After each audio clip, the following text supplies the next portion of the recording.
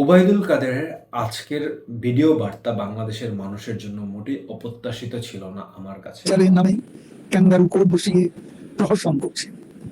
এই ধারা আমরা গুড়িয়ে দেব। গতকালকে বাংলাদেশের বিচার বিভাগ একটা রায় ঘোষণা করে, যেখানে ভুয়া মামলায় প্রাথমিক আপনার যাচাইতে যদি কেউ নির্দোষ প্রমাণ হয়, প্রাথমিক যাচাই যে হ্যাঁ একটা মামলা করা হয়েছে, যে যেমন 5ই আগস্টের পরে গণগ্রেপ্তার করা হয়েছে বিভিন্ন উল্টাপাল্টা মামলা দেখিয়ে, যেমন কাউকে ধরেন কেউ হলে গিয়ে টাকা চুরি করছে বাংলাদেশ এর হাজার হাজার কোটি টাকা, তাকে হলে গিয়ে গ্রেপ্তার করা হয়েছে হত্যা মামলায়, ঠিক আছে। এই টাইপের মামলায় যারা গ্রেপ্তার হয়েছে এটা দেখবেন খুব দ্রুত মুক্তি পাওয়া যাবে, ঠিক আছে।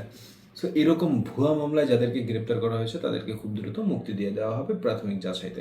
তার মানে আওয়ামী লীগের প্রচুর নেতা মুক্তি পাচ্ছে। আর ওবায়দুল কাদেরের আজকের বার্তাটা ছিল বাংলাদেশে একটা সঠিক নির্বাচনে আওয়ামী লীগ ছাড়া কখনোই অংশগ্রহণমূলক নির্বাচন হবে না। নাম্বার 1 তার পয়েন্ট ছিল। নাম্বার 2 তার পয়েন্ট ছিল দিনে দিনে শেখ হাসিনার জনপ্রিয়তা বৃদ্ধি পাচ্ছে। নাম্বার 3 তার পয়েন্ট ছিল তার ভিডিও বার্তায়, এই ফ্যাসিস্ট বর্তমানে ফ্যাসিস্ট রিজিম চলছে, এই রিজিমের ক্যাঙ্গারু কোড দ্বারা আপনার যেই রায়গুলো দেওয়া হচ্ছে সেগুলো হলো গিয়ে বিচার বহির্ভূত রায়।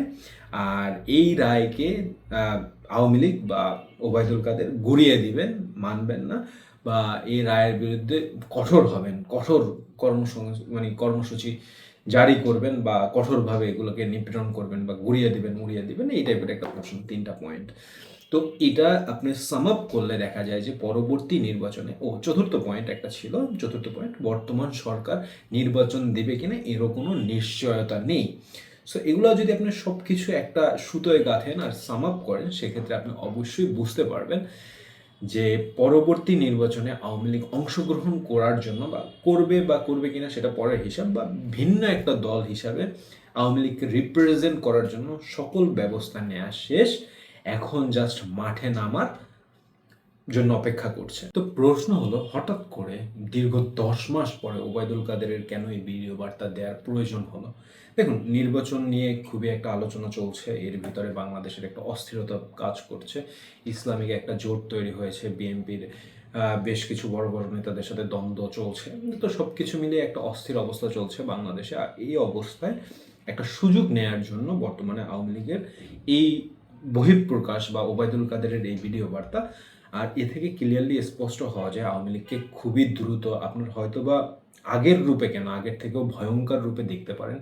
কিভাবে বললাম আগের থেকে ভয়ঙ্কর রূপে দেখতে পারেন? দেখুন, তাদের ধারণা বাংলাদেশের 50% মানুষ, আওয়ামী লীগ যারা করতো বা আওয়ামী লীগের একটা তো সাপোর্টার আছে, সেটা মাইনর হোক আর যতটাই হোক না কেন, তারা তাদের আশা তারা যখন বাংলাদেশে আসবেন, বা তারা যদি নির্বাচনে অংশগ্রহণ করেন, বা তারা কোনো একটা দেশে নৈরাজ্যতা সৃষ্টি করে দেশকে অস্থিতিশীল অবস্থায় নিয়ে যদি দেশে নির্বাচনে অংশগ্রহণ করতে পারে কোনোভাবে, সেক্ষেত্রে তারা তাদের সেই ভয়ঙ্কর রূপের মাধ্যমে যদি সরকারে না আসতে পারে, প্রধান বিরোধী দল হতে পারবে। যেমন আপনার 1996 সালের নির্বাচনে যেভাবে তারা একটা নৈরাজ্য সৃষ্টি করে, বা আপনার হলো গিয়ে তার পরবর্তী 2000 সালের নির্বাচনে তারা বিরোধী দল হয়ে 180 দিনই আপনার হলো গিয়ে 365 দিনের 180 দিনই তারা হলো গিয়ে হরতাল, অবরোধ, আন্দোলন এগুলো দিয়ে একটা সরকারকে অস্থিতিশীল অবস্থায় নিয়ে গিয়েছিল।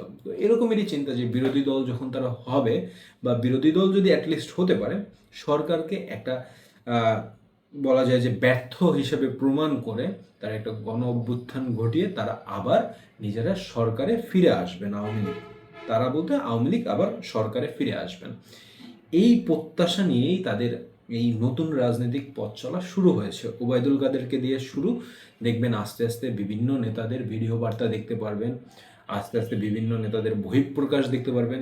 ইভেন আপনি বিচলিত হবেন না বাংলাদেশে কালকের কেউ যদি বলে যে আমরা নতুন আওয়ামী লীগ যাত্রা শুরু করেছি, এটা নিয়ে আপনি বিচলিত হবেন না। এটা খুবই সাধারণ এবং স্বাভাবিক হিসাবেই আপনি কিছুদিনের ভিতরেই দেখতে পারবেন। সো মতামত ভালো লাগলে ভিডিওতে লাইক, কমেন্ট, সাবস্ক্রাইব করবেন, আর কমেন্টে জানাবেন যে আসলে কি আমি যুক্তিযুক্ত আপনাদেরকে তুলে ধরতে পারলাম কি।